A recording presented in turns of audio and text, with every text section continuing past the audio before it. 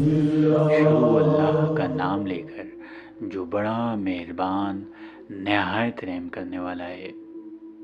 قرآن پاک میں بعض انسانی مشکلات کا ذکر کرتے ہوئے اللہ رب العزت کا ارشاد پاک ہے کہ جب کبھی تمہیں ناموافق صورتحال کا سامنا کرنا پڑے تو صبر اور توکل کا انداز اختیار کرنا۔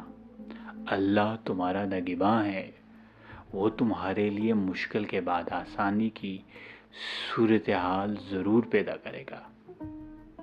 جس طرح ہماری زمین مسلسل گردش میں ہے، اسی طرح انسان کے حالات بھی برابر بدلتے رہتے ہیں۔ سو انسان کو چاہیے کہ وہ کسی بھی حالت میں مایوسی کا شکار نہ ہو، ہمیشہ نا امیدی پر امید کے پہلو کو غالب رکھے، حال کی بنیاد پر کبھی مستقبل کے بارے میں اپنے ایمان اور یقین کو نہ کھوئے۔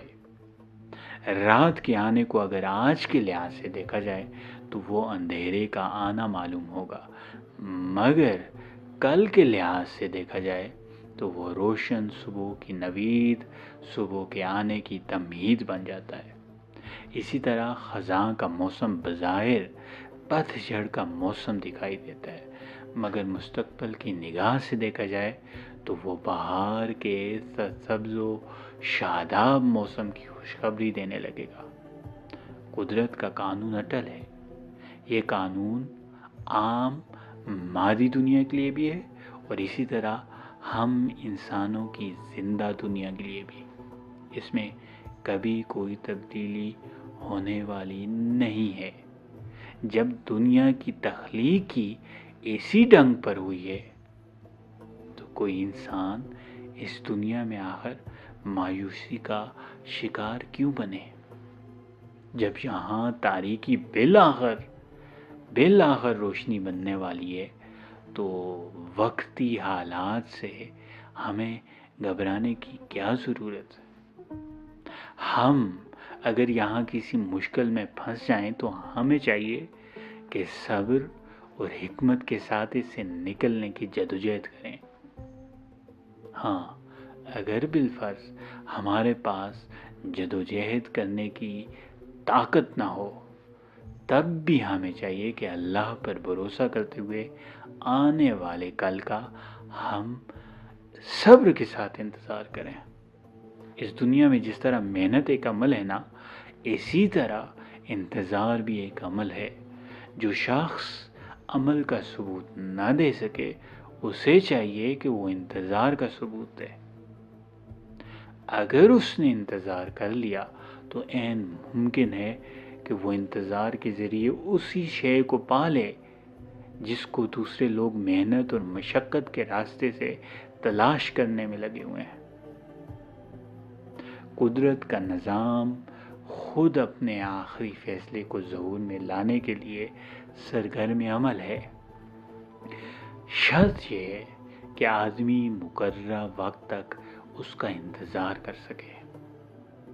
عربی کی ایک کہاوت ہے کہ بہت سی نقصان والی چیزیں نفع دینے والی ہوتی ہیں۔ یہ قول نہایت بامعنی ہے اور ہمیں زندگی کی ایک حقیقت بتاتا ہے، یہ کہ اس دنیا میں کوئی نقصان صرف نقصان نہیں ہے۔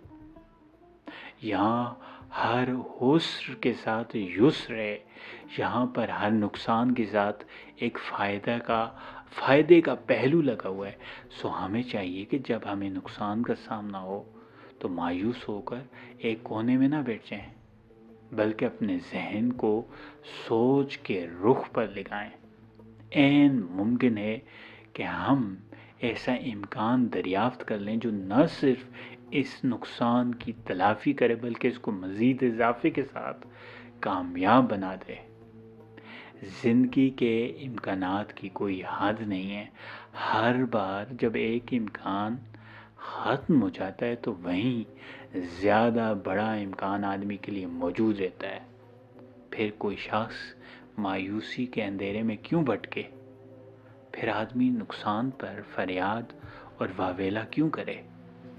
کیوں نہ نئے امکان کو استعمال کرے جو اس کی شام کو دوبارہ ایک روشن صبح میں تبدیل کر دے؟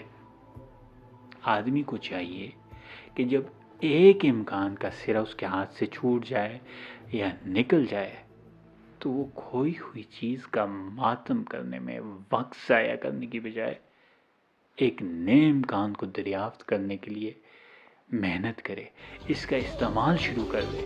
عین ممکن ہے کہ اس تدبیر کے ذریعے وہ پہلے سے بھی زیادہ بڑی کامیابی اپنے نام کر دے، اپنے لیے حاصل کر دے۔ اللہ ہم سب کا حامی و ناصر ہو۔